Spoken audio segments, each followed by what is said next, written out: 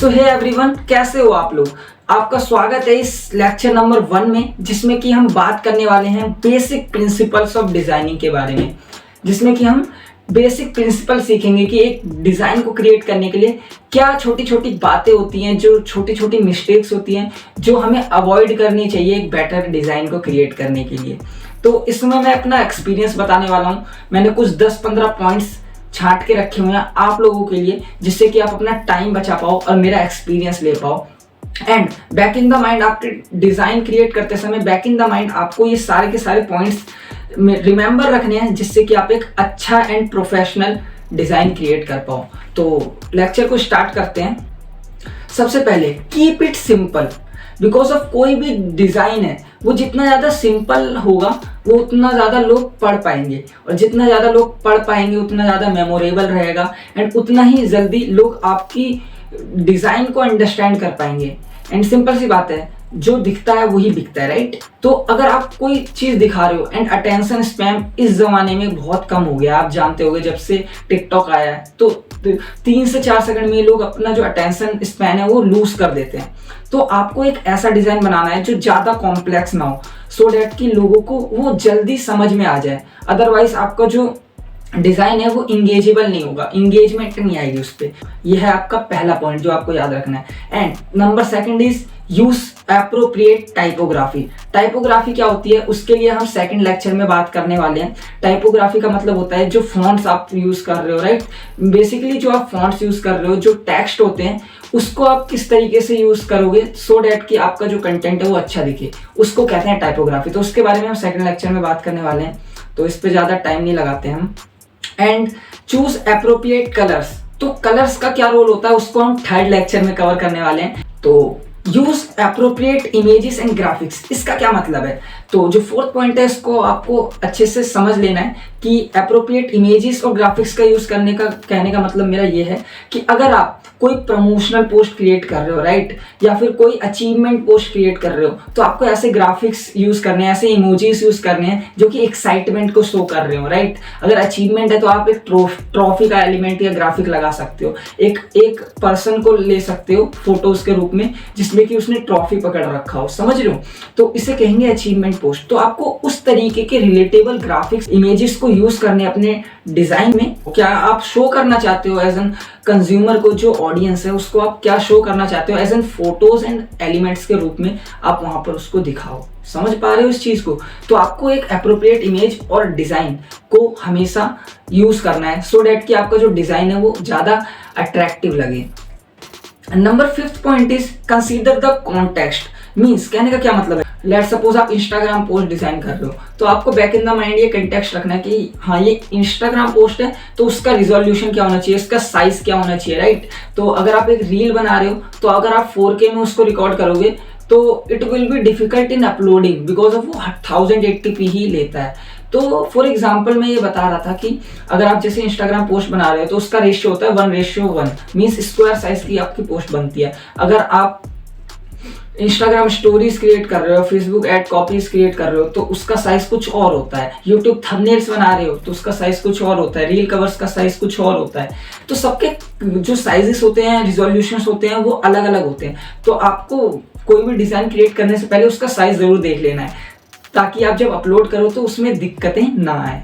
Number 7th is very very important, experiment and be creative. Don't afraid to try new things, because of कि ये graphic designing जो है, जितना आप practice करोगे उतना ज्यादा आपको आएगी। मैं ऐसा नहीं है कि मैं आपको कुछ पॉइंट्स बता दूं और आप अच्छे से सीख जाओगे। हाँ, ये सीखना आपको काफी ज्यादा जरूरी है, ये आपको हेल्प जरूर करेंगे, but it's similarly like the कि आप कोई बाइक चलाना सीखना चाहते हो। मैंने आपको पॉइंट्स तो बता दिए कि राइट, हेलमेट पहनो, गियर ऐसे लगाना है, क्लच ऐसे दबाना है, बट अनटिल और अनलेस आप बाइक खुद से ड्राइव नहीं करोगे, एक्सीलेटर खुद से नहीं घुमाओगे, एंड 2-4 बार गिरोगे नहीं, आप सीख नहीं पाओगे वो चीज़।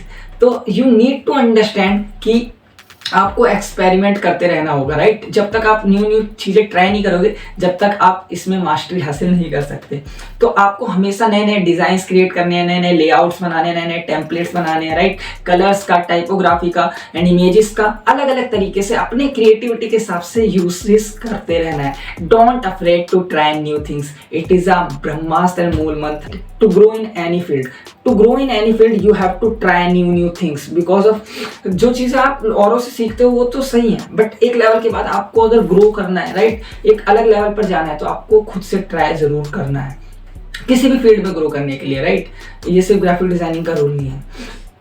Number 8 point is understand your audience, right? Before designing anything, understand your audience first. It's important to understand who your audience is and what their needs and preferences are. This will help you to create a design that resonates with them. For example, हमारी जो audience है, let suppose आप affiliate marketing कर रहे हो, right, तो आपकी जो ऑडियंस है, राइट, वो क्या है, या तो ऑनलाइन अर्निंग करना चाहती है, या नई नई स्किल सीखना चाहती है, या फिर वो कोई स्टूडेंट है। तो आपको क्या करना होगा, आपको स्टूडेंट वाले डिजाइन्स बनाने होंगे, राइट, कि अगर आप अपनी पढ़ाई के साथ साथ अर्निंग करना चाहते हो तो आप ये कर सकते हो। एंड आप जो जॉब वाले पर्सन है उसको साइड हसल की अपॉर्चुनिटीज देना चाहते हो, तो आपको ये अंडरस्टैंड करना होगा। आप एक मीम बना सकते हो, राइट, कि आप 8 आवर यहाँ पर वर्क करते हो, राइट, एंड आप यहाँ पे 3 आवर वर्क करके भी उतनी अर्निंग कर सकते हो। तो ऐसा वो उनके नीड को, उनके पेन पॉइंट्स को हाईलाइट करेगा, and that will leads to your engagement and growth. तो आपको ये अंडरस्टैंड करना होगा कि आपकी ऑडियंस क्या चाहती है, एंड उसी के अकॉर्डिंग आपको अपना डिजाइन क्रिएट करना होगा that reflects their pain points and needs and their benefits, because of इसी से लोग कनेक्ट कर पाएंगे आपके डिजाइन्स के साथ, एंड आपके साथ वो कोई बिजनेस या फिर आपके साथ कनेक्ट करना चाहेंगे या आपके साथ बिजनेस स्टार्ट करना चाहेंगे। तो आपको ये चीज़ हमेशा ध्यान में रखनी है। And number 9 point is be consistent. Consistency is the key. किसी भी फील्ड में consistency is the key. When it comes to graphic design, use the same color palette, typography and design elements throughout your project to create a cohesive and professional look. मेरा कहने का मतलब ये है कि कंसिस्टेंसी तो की है ही है। आपको रेगुलर एक चैलेंज ले लेना है कि आपको हर दिन एक पोस्ट तो बनानी ही बनानी है, राइट। मैं आपको टास्क भी दूंगा हर ट्रेनिंग में, हर लेक्चर्स के एंड में। तो आपके साथ मैं एक इंटरैक्टिव सेशन रखूंगा, ये जो लेक्चर्स हैं, और आपको मुझे टैग करना होगा ताकि मेरे को भी पता चल पाए कि आप इसको इम्प्लीमेंट कर रहे हो कि नहीं। तो ये चीज़ें तो बात की हैं, बट बी कंसिस्टेंट का मतलब यहाँ पर कुछ और भी है। इसका मतलब ये है कि फॉर एग्जांपल आप एक कैरोसेल पोस्ट बना रहे हो, राइट, तो आपका फर्स्ट पेज जैसा है आपका लास्ट पेज भी वैसा ही होना चाहिए। मीन्स जो आप फॉन्ट्स यूज़ कर रहे हो, 2-3 फॉन्ट्स जो यूज़ कर रहे हो, आप कोशिश करो कि हर पेजेस में आप वही फॉन्ट यूज़ करो। एंड जो कलर्स यूज़ कर रहे हो, 2-3 कलर्स का यूज़ कर रहे हो, ब्लैक, येलो, ऑरेंज, तो उसी का आप एंड तक यूज़ करो, राइट। बी कंसिस्टेंट, अदरवाइज वो काफ़ी ज़्यादा अतरंगी और रंगीला सा हो जाएगा, समझ लो। तो आप ज़्यादा से ज़्यादा 2-3 कलर्स या 2-3 फॉन्ट्स का यूज़ करो, राइट। ब्रांड थीम के बारे में भी हम अगले लेक्चर्स, कुछ लेक्चर्स में बात करने वाले हैं। फिर भी आपको ये ध्यान रखना है कि आप कंसिस्टेंट रहना है अपने फॉन्ट्स एंड टाइपोग्राफी एंड अपने कलर पैलेट्स को लेके, ताकि वो एक प्रोफेशनल लुक दे। हम अगले लेक्चर में बात करेंगे ब्रांड थीम्स के बारे में भी, तो उसमें आपको इसके बारे में और क्लैरिटी आएगी इस पॉइंट के बारे में। And the last point is practice, practice and practice. Like any skill, graphic design take practice. Keep creating, experimenting and learning to improve your skills and develop your own unique style. Right? Until or unless you don't practice, you can't create your own awesome and amazing design. इसका क्या मतलब है?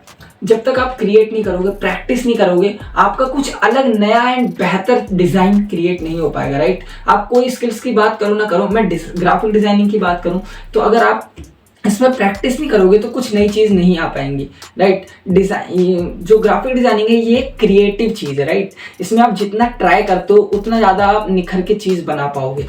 तो अगर आपको इसके अंदर अच्छे डिज़ाइन क्रिएट करने हैं तो आप इसमें थोड़ा सा एक्सप्लोर करो एंड नए नए चीज़ें ट्राई करो, नए नए एलिमेंट्स का यूज़ करो, फॉन्ट्स का यूज़ करो, नए नए मीन्स आप टेम्पलेट्स को क्रिएट करो, ताकि आपका एक प्रोफेशनल एक अच्छा टेम्पलेट बने, राइट। वो हो सकता है आपका 10वां पोस्ट हो, 50वां पोस्ट हो, 100वां पोस्ट हो या 200वां पोस्ट हो, बट जब तक आप वो ट्राई नहीं करोगे, उन 100 पोस्ट तक पहुंचोगे नहीं, आपका एक अच्छा प्रोफेशनल टेम्पलेट नहीं बनेगा। और जब वो बन जाएगा देन आप उसको रिपीट कर सकते हो, उस टेम्पलेट को थोड़ा कस्टमाइज कर करके रेगुलर बेसिस पर आप उसे पोस्ट कर सकते हो, बट उससे पहले आपको कुछ प्रैक्टिस तो करनी होगी। इस लेक्चर में इतना ही। See you, have a great day, bye bye.